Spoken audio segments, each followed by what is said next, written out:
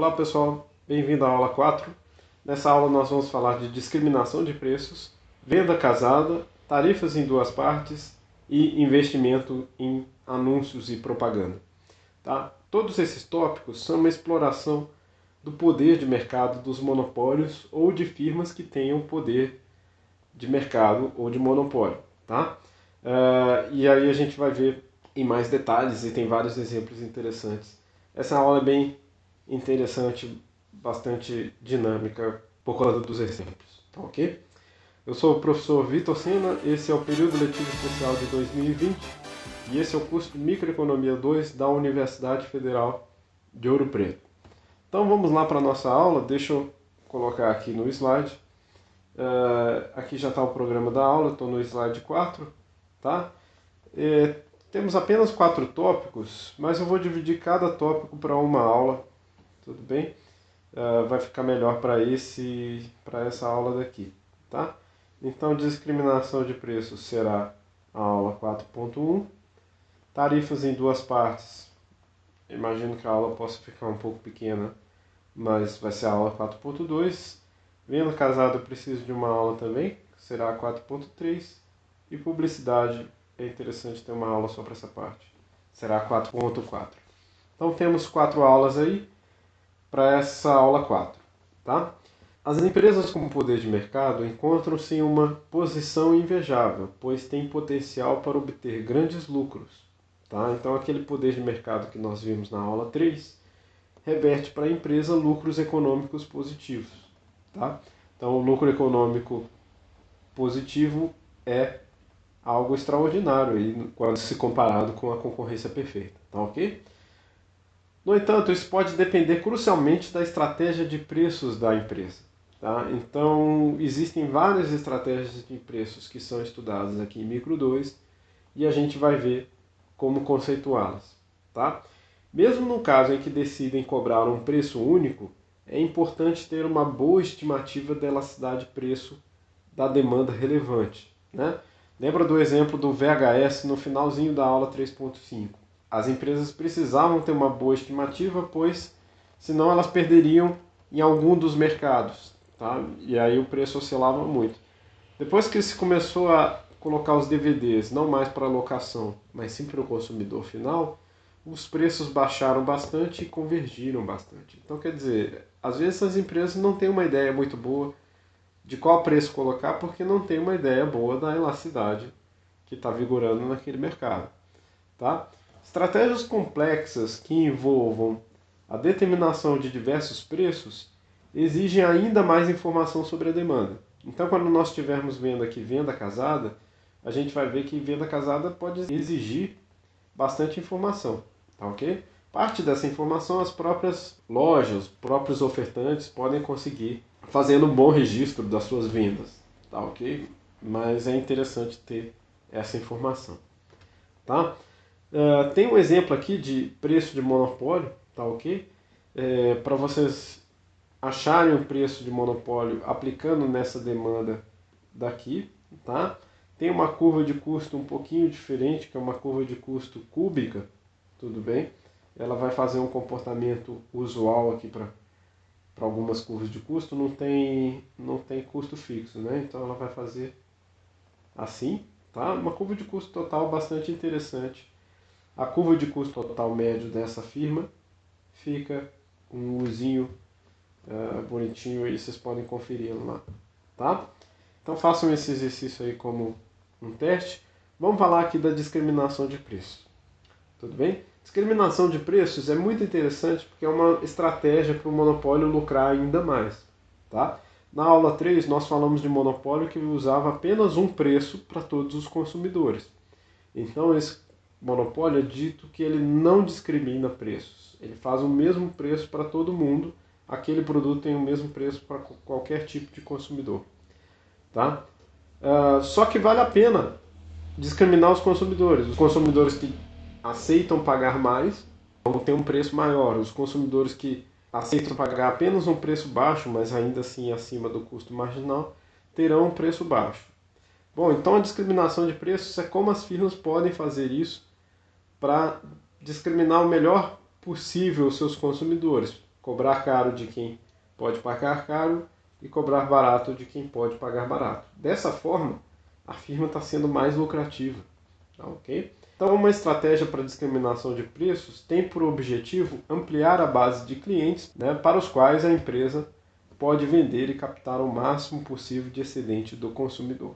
Fazendo isso, elas conseguem maiores lucros. Então, ao captar o excedente do consumidor, né, o que antes ficava para o consumidor, se você tem uma ideia boa do excedente, é aquele valor que o consumidor se apropriava, pois ele estava disposto a pagar mais do que o preço em vigor. Tá? Mas se a firma consegue se apropriar dessa parte aqui, desse triângulo de excedente do consumidor, ela, por consequência, vai ter maiores lucros. Tá? Então, o que nós vamos ver aqui nessa aula de discriminação de preços é que há diversas formas de se atingir esses objetivos. Eles geralmente envolvem a determinação de mais de um único preço. Tá, ok? Então, vamos ver os tipos de discriminação de preços. Tá? Então, a gente costuma dividir discriminação de preços em 3 tipos. Tá, ok? São chamados de graus também.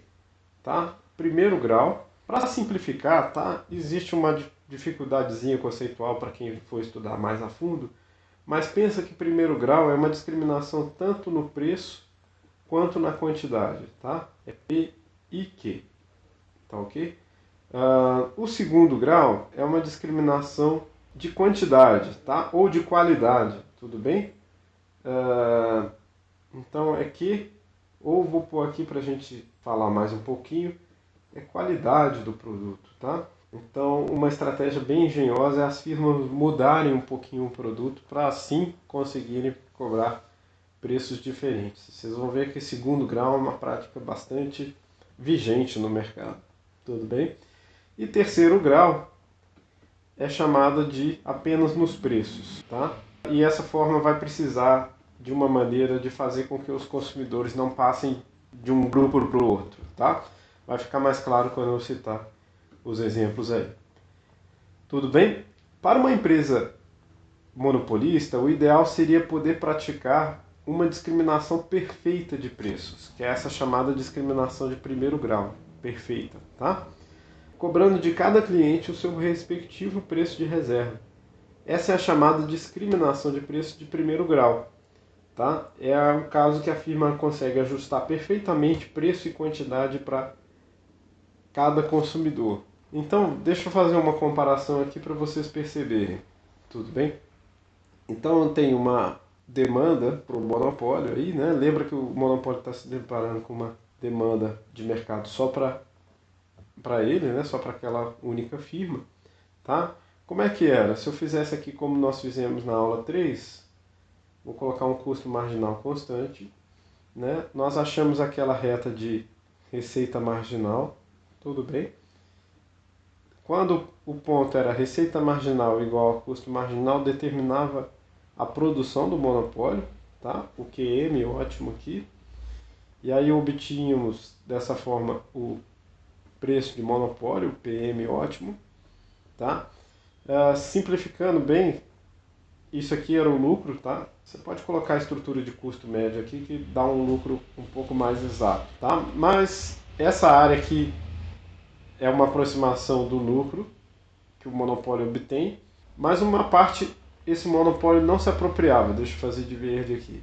Isso aqui continuava sendo excedente dos consumidores que estavam comprando o preço ao preço de monopólio. Então esse é o excedente dos consumidores.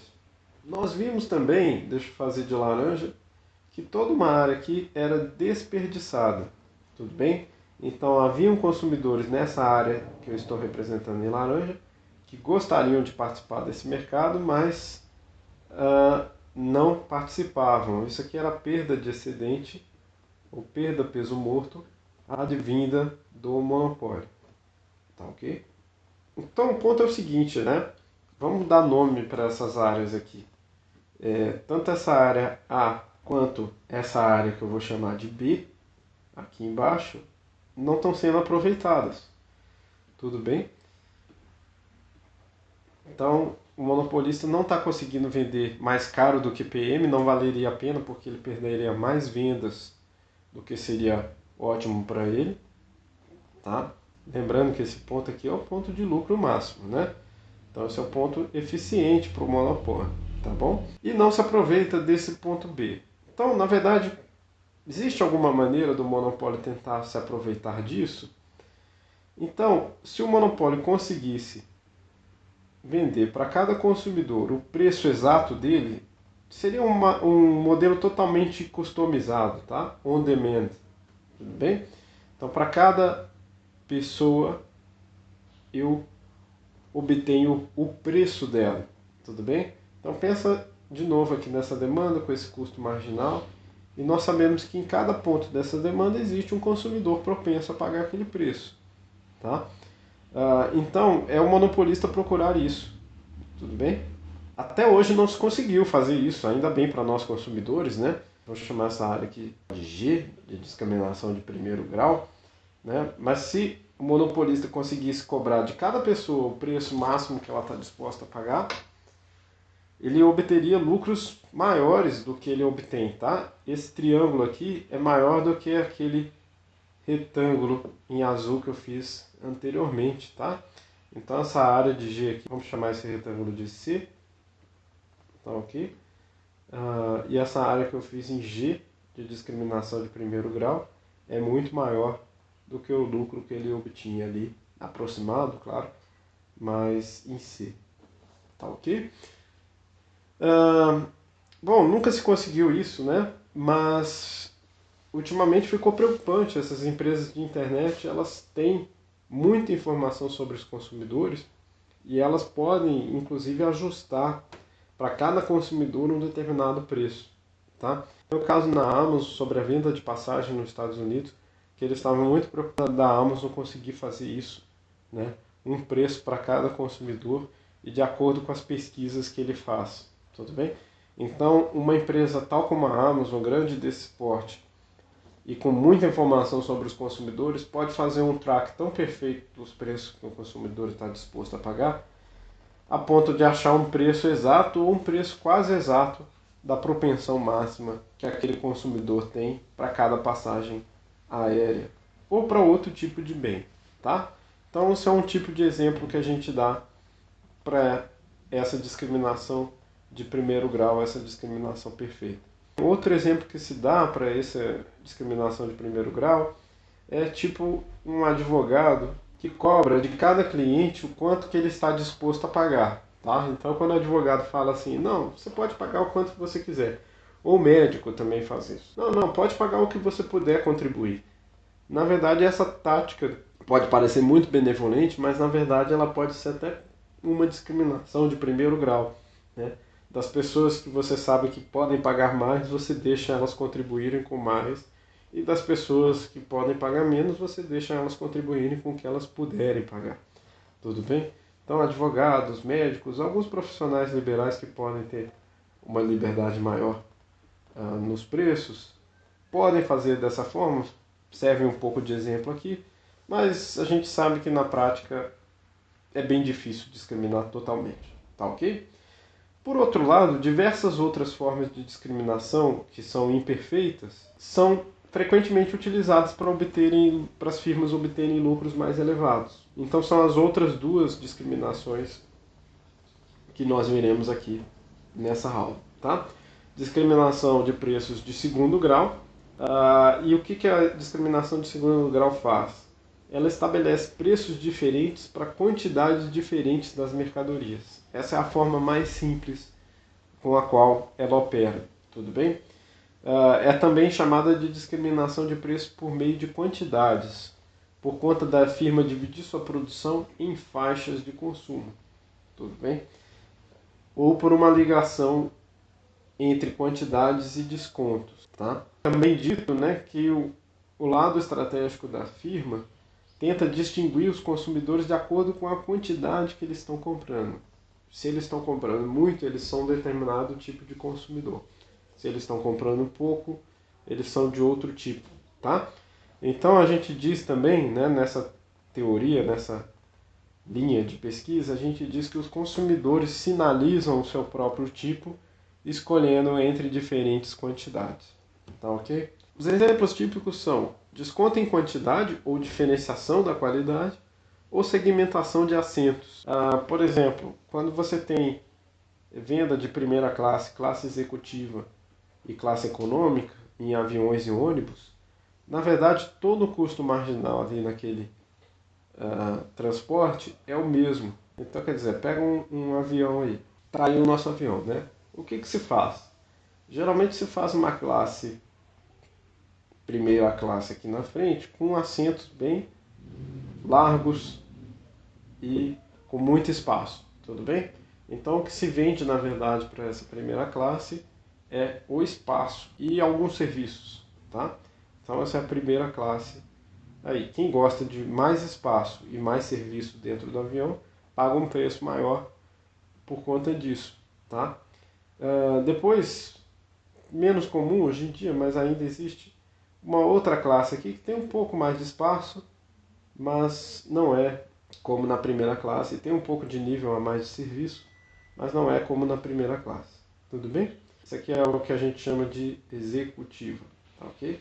Então você cobra um preço um pouco mais alto na primeira classe do que o preço da classe executiva, geralmente, tá ok? São aqueles que têm baixa mobilidade, baixa elasticidade para poder mudar um voo. Eles têm que ir numa determinada área por conta de trabalho, então eles ficam nessa área. Por fim, tem o que nós chamamos de classe econômica, né? E que vai todo mundo bastante apertado aqui atrás. Então você coloca o máximo de consumidores, com segurança, é claro, mas o máximo de consumidores no mesma área do avião, tudo bem? Então essa é chamada classe econômica. E na classe econômica nós temos o menor preço vigente possível, ok? O que podemos enfatizar aqui? Na verdade, o que podemos enfatizar é que os custos marginais de se operar esse avião, na verdade, pouco estão relacionados com o tipo de serviço que é entregue na primeira, na segunda ou terceira classe, tudo bem? Então, o custo marginal, na verdade, é quase o mesmo para todo mundo, tá legal? E a empresa aérea amortiza mais custos colocando o maior número de passageiros possível no mesmo avião. Só que para tentar explorar aqueles passageiros que vão pagar mais por um determinado assento, o que a companhia aérea gostaria de evitar é uma migração de classes, né? Você tem uma classe econômica que é tão boa, mas tão boa, que o indivíduo da primeira classe vai querer pagar um preço um pouco mais baixo e viajar na classe econômica, ou então na classe executiva. O que as empresas querem é tentar evitar esse tipo de migração, pois esse tipo de migração corta um pouco a diferenciação de preços que ela está tentando fazer. Tudo bem? Então, em alguns casos, é vantajoso para a empresa deixar um serviço aqui o mínimo possível na classe econômica, não porque eles são cruéis e querem deixar os passageiros de classe econômica sofrendo, né? É porque eles querem evitar que os passageiros que podem pagar mais achem vantajoso migrar para uma classe mais barata, achem vantajoso migrar para esse preço. Bom, eu posso representar isso com também curva de demanda. Vamos pensar aqui, o que está acontecendo é o seguinte. Um pouquinho difícil representar isso aqui na demanda, mas vamos tentar. O preço de primeira classe é esse preço mais elevado aqui. Tá, ok? Tenta vender para apenas algumas poucas pessoas dispostas a pagar aquele preço mais alto. Mas isso é vantajoso porque esse preço é bem mais alto do que o custo marginal de se prover aquela passagem para esse passageiro. Tudo bem? Bom, um pouco mais baixo aqui nós temos outro ponto, deixa eu chamar de X, que cobra um pouquinho menos, é o preço da classe executiva, tá ok? Tem um pouco mais de pessoas, mas não muito mais do que a classe A, tudo bem? A primeira classe. E nós temos um preço aqui bastante baixo, que é o preço da classe econômica, tudo bem? Então um preço bem baixo, que eu vou chamar de E, quantidade maior de pessoas andando aqui na classe econômica, então o preço econômico é baixo. Repare que o excedente do consumidor, né, pegando a demanda como um todo, né, mas o excedente do consumidor, de quem está viajando de econômica, é bastante grande. Né? Então nós temos para a demanda como um todo aqui, nós temos várias pessoas com excedente muito grande em viajar, tudo bem? Em viajar de avião a esse preço mais baixo. O que as empresas estão querendo evitar é que esse consumidor aqui, tanto A quanto o X, resolva que vale a pena para eles ficar no ponto E, né? Vale a pena para eles migrar e se apropriar desse excedente que está sendo ofertado aqui. Tá? E como é que as empresas tentam evitar essa migração? Diferenciando serviços, diferenciando a qualidade do serviço. Tá? Então é importante elas fazerem isso, porque ao diferenciar a qualidade do serviço, o indivíduo da classe A, por exemplo, da primeira classe, ele está julgando que ir para a classe econômica não é exatamente o mesmo substituto do que viajar na classe A. Então, quer dizer, viajar com conforto é um bem diferente de simplesmente viajar de uma cidade A para B. Tudo bem? Então, como eles estão percebendo isso de maneira diferente, eles topam pagar um preço a mais porque eles estão encarando isso como uma demanda levemente diferenciada. Tudo bem? Mas para a empresa aérea, em termos de custo, isso não se diferencia muito. Tá? Os serviços que são prestados na classe A não são tão diferentes assim. Bom, o mercado de aviação mudou bastante. Antigamente, quase todas as empresas faziam isso. Tudo bem? Hoje em dia, nós temos algo bastante diferente, que são empresas segmentadas. Tudo bem? Então, as próprias empresas decidiram nichar o seu público-alvo, tá? Então, existem empresas totalmente voltadas para primeira classe, para a classe mais alta, tudo bem? Eu posso citar aqui aquelas empresas dos países do Oriente Médio, né? A Emirates, né? E a Qatar Airlines, por exemplo, são muito voltadas para esse público aqui, tá? É muito interessante ver esse mercado. Quem quiser conversar sobre isso, a gente pode debater mais, tá? Mas são empresas todas, ou quase todas, voltadas para a primeira classe. É claro que, como o avião é muito grande, voltar para a primeira classe integralmente não é economicamente o mais viável, mas o fato é que elas têm primeiras classes muito grandes. De outra parte, temos empresas voltadas totalmente para a classe econômica, né? E temos empresas também voltadas para a classe executiva, mas deixa eu falar da econômica primeiro, para ficar mais claro, tudo bem? Nenhuma empresa brasileira é totalmente voltada para a área econômica, tá? Então no Brasil nós não temos tantos exemplos, talvez a Gol seja o exemplo mais marcante quando ela começou, tudo bem? Mas hoje em dia a Gol é uma mistura, não é uma low fare, low cost. Mas lá fora nós temos várias empresas desse tipo. A Ryanair é uma delas, tudo bem? Outra empresa desse tipo, EasyJet, acho que nos Estados Unidos a Southwest também. Enfim, tem umas empresas operando nesse segmento aqui de só vender passagem econômica, tá? Lembrei de mais uma aqui que no Brasil tinha, que foi, mas já faliu, foi a Webjet. Tudo bem?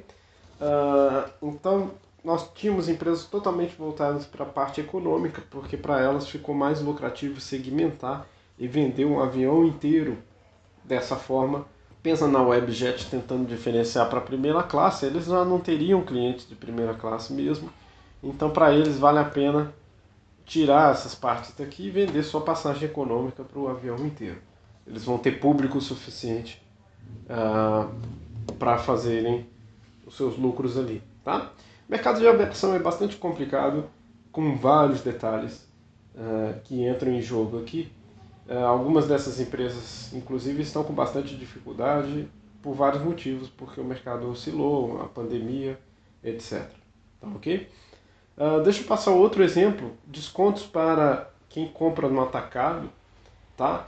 Então, repare que quando você vai comprar no atacado ou em alguns varejistas mesmo, quando você compra em grande quantidade, você leva aquele produto unitariamente mais barato, tá? Deixa eu mostrar aqui, ó. Esse é um gráfico tirado do nosso próprio livro, onde nós temos aqui o preço de monopólio, tá bom? De receita marginal igual a custo marginal, mas talvez valha a pena fazer outros 3 preços e talvez se lucre mais fazendo esses outros 3 preços. tá ok? Vamos tentar representar esses outros 3 preços aqui, mas primeiro eu tenho que carregar meu celular. Então vamos ver como é que isso acontece, vamos ver se isso vale a pena mesmo, tá? Primeiro eu posso representar aqui essa demanda para esse bem, né? A ideia por trás disso é a seguinte: consumidores que precisam comprar grandes quantidades estão dispostos a procurar mais e estão dispostos a viajar grandes distâncias, porque às vezes pequenas diferenças no preço valem a pena quando você está comprando grande quantidade. Tudo bem? Tipicamente, vamos colocar aqui primeiro o preço de monopólio. Vocês têm que guardar que a principal desvantagem do preço de monopólio é o fato de precisar fazer o mesmo preço para todos os consumidores. Tá ok? Então, para quem faz o preço de monopólio igual para todos os consumidores, implicitamente está o fato de que você vai perder alguns consumidores. Tá legal? Então, o que a empresa pode fazer? Aqueles consumidores que compram uma quantidade baixa, eu posso fazer um preço maior. É uma segmentação, tá? Aqueles que compram uma quantidade baixa, na verdade, não vão se importar pagar algumas unidades a mais, porque na verdade o poder de monopólio da firma, para quem compra pouca quantidade, digamos que é o único varejista próximo, o único varejista que tem na região, essa pessoa não vai se dispor a procurar preços menores a uma distância muito maior. Então ela fica presa nesse preço PA aqui, tá? Outros consumidores podem ficar no meio do caminho. O melhor exemplo que eu posso pensar aqui é um supermercado varejista que pode atender tanto ao público local do bairro, quanto a cidade inteira, ou quanto outras cidades, tá? Então esse ponto A aqui é aquele que ele está atendendo só pessoas do bairro, do público local, tudo bem? Pensa num outro ponto, um pouco abaixo do preço de monopólio, onde ele atende, vamos chamar de ponto B, onde ele atende pessoas da cidade inteira, tá? Então, para atender pessoas da cidade inteira, a concorrência dele aumentou. Então, ele tem que vender um preço um pouco abaixo, pois senão a pessoa vai comprar em outro supermercado. Então, para quem compra essa grande quantidade aqui, ele sabe quem está comprando essa grande quantidade. Se ele não baixar o preço, vai valer a pena essa pessoa comprar grande quantidade em outro lugar.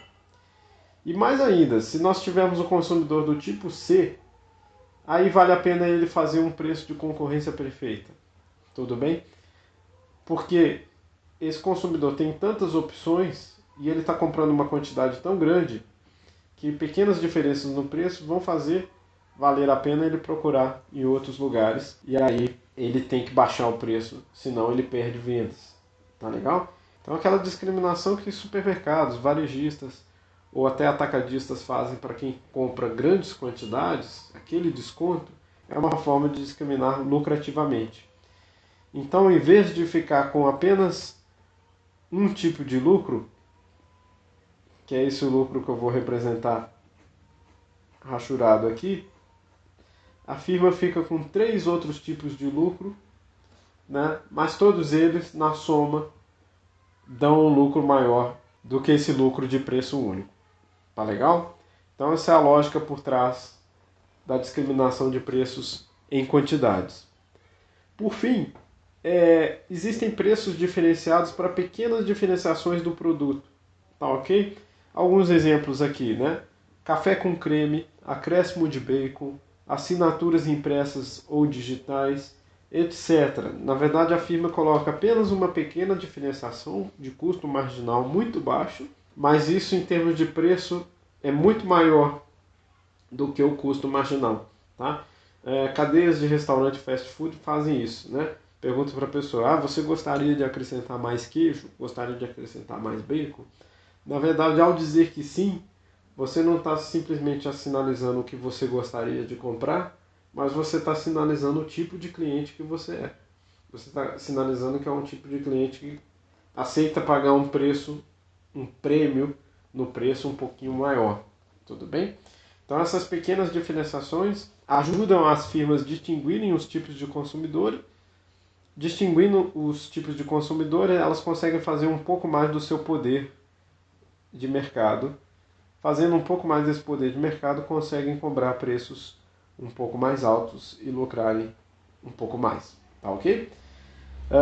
Existem outro tipo de discriminação de preços muito interessantes, mas vai ficar para a aula 4.2, que é a tarifa em duas partes, tá legal? Então vai ser uma aula pequena sobre tarifa de duas partes, mas é um exemplo bem interessante, bem legal para a gente ver. Finalizando essa aula, eu preciso falar de discriminação de preços em terceiro grau. Ela é bastante interessante e ela ocorre quando uma firma consegue estabelecer diferentes preços para consumidores com diferentes elasticidades. Tá ok? Nesse caso, disse que a firma necessita de um bom sinalizador de preços para distinguir consumidores com diferentes elasticidades. Tá ok? Facilita para a firma o caso em que tais características não são intercambiáveis entre os consumidores. Então, por exemplo, descontos que têm a ver com idade, sexo, estudo, profissão, etc., né? Algum clube de pertencimento da pessoa, alguma categoria de pertencimento que não é fácil migrar, são esses tipos de desconto de discriminação de preços de terceiro grau. Tá? Quais são os exemplos? Exemplos mais típicos são preço do cinema para estudantes e não estudantes, embora isso no Brasil seja bem problemático e deveria ser objeto de um vídeo que eu posso fazer no futuro só sobre isso. Tá? No Brasil, o desconto para estudante e não estudante não está motivado por questões econômicas, está motivado por outras questões. Desconto para idosos, descontos pela profissão, tá? E descontos diferenciados para homens e mulheres. Também, há uns 3 a 4 anos atrás, no Brasil, teve uma polêmica sobre se casas de show poderiam cobrar diferentemente para homens e mulheres. E o motivo de cobrar diferente é esse daqui. Tá? Os consumidores possuem elasticidades diferentes. Tudo bem? Se você considerar todos os consumidores como se tivessem a mesma elasticidade, o monopolista vai cobrar esse preço P1, né? Mas ao cobrar o preço P1, ele está deixando de vender para consumidores que possuem elasticidade diferente, são aqueles consumidores que saem do mercado por não terem esse tipo de elasticidade. Tá ok? Eles ainda assim gostariam de pagar um preço maior do que o custo marginal, mas não pagam porque o monopolista está fazendo um preço mais alto. Então, se o monopolista conseguisse vender um preço menor para esse tipo de consumidor e evitasse que os consumidores de um determinado tipo migrassem para o tipo mais baixo, por exemplo, se não houvesse a burla no sistema de estudante e não estudante, na carteirinha de estudante no caso, o ofertante conseguiria discriminar perfeitamente esse tipo de mercado. Né? Não pode migrar de um sistema para outro. Ou dificilmente uma pessoa jovem vai se passar por idoso, por exemplo, quando se dá desconto para idoso. Tudo bem? O ponto aqui que vocês devem lembrar é que sempre o consumidor do tipo mais inelástico é o que deve pagar menor preço. Tá ok? E por que a gente sabe disso? Por conta daquela fórmula de markup que nós vimos na aula 3, tá legal? Então, se você colocar essa fórmula de markup para diferentes tipos de elasticidade, diferentes tipos de consumidores, você vai ver que os consumidores de elasticidade mais alta, em módulo, têm um preço de monopólio que é menor do que aqueles de elasticidade mais baixa, um pouco acima, mas porém perto de 1. Tá ok? Então, basta apenas aplicar essa fórmula de markup para ver que esses preços teriam que ser diferenciados para o monopolista lucrar mais nessa discriminação de terceiro grau. Tá ok? Bom, o nosso próximo assunto é tarifas em duas partes. Isso vai ficar para a nossa aula 4.2. Vejo vocês na próxima aula. Até lá!